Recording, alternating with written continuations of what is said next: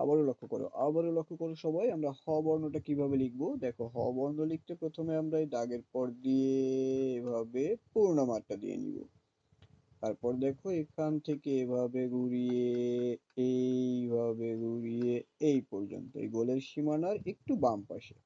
তারপর দেখো এখান থেকে এইভাবে নিচের দাগে। আর বইয়ের মতো দেখানোর জন্য আমরা এইটা একটু ভরাট করে দিতে পারি। লিখে নাও সবাই, লিখে নাও।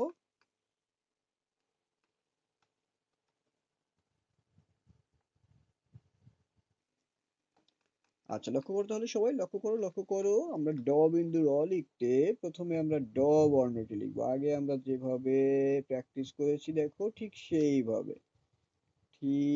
সেইভাবে আগে আমরা ড বর্ণটি দিয়ে নিব। এবারে দেখো এই সোজা দাগটা ঠিক নিচে দেখো, এই যে এখানে আমরা বিন্দু দিব। হয়ে গেল ড বিন্দু র। আচ্ছা, এইবারে লক্ষ্য করো, ঢ বিন্দু র কিভাবে লিখবো আমরা।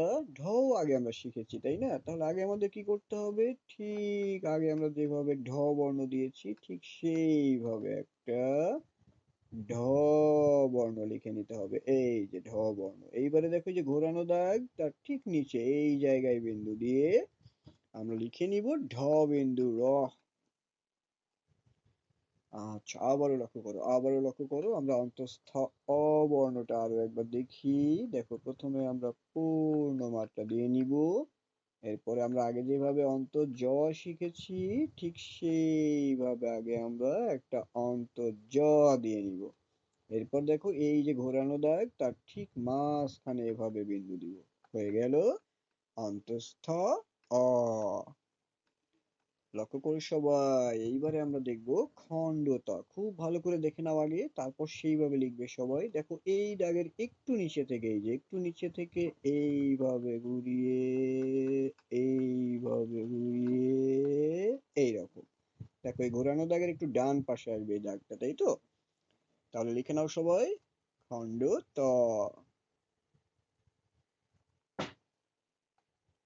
খুব সুন্দর করে সবাই খণ্ডত লেখার চেষ্টা করো। খণ্ড ত। লিখে নাও, কারো বাকি থাকলে লিখে নাও, লিখে নাও। এইবারে আমরা দেখব অনুসার, তাই তো। এইবারে আমরা দেখব অনুসার। সবাই প্রস্তুত হয়ে যাও। ওকে, এইবারে আমরা অনুসার বর্ণটা দেখব। লক্ষ্য করো তাহলে, সবাই লক্ষ্য করো, অনুসার কিভাবে লিখতে হবে সবাই দেখে নাও। দেখো, প্রথমে আমরা এই দাগ ছুঁয়ে একটু বাঁকা করে, দেখো একটু বাঁকা করে একটা গোল দিয়ে নিব। এই যে দেখো, এইবারে দেখো এই যে বাম পাশে যে সীমানা দেখো তার ঠিক নিচে থেকে নিচের দিকে দেখো এইভাবে। ওকে, লিখে নাও তাহলে, সবাই লিখে নাও। আচ্ছা, লক্ষ্য করো, আবারও দেখি, আমরা বিসর্গটা আবারও দেখি। এই যে দেখো, উপরের দাগ ছুঁয়ে এভাবে বাঁকা করে একটা গোল, নিচের দাগ ছুঁয়েও এভাবে বাঁকা করে একটা গোল। হয়ে গেল বিসর্গ। আচ্ছা, সবাই লক্ষ্য করো, প্রথম শ্রেণীর পাঠ্য বই অনুযায়ী দেখো কেমন ভাবে লিখতে হবে চন্দ্রবিন্দু। বাম থেকে দেখো, এই যে বাম থেকে এভাবে ডানে যেতে হবে, তারপর এখানে বিন্দু, চন্দ্রবিন্দু।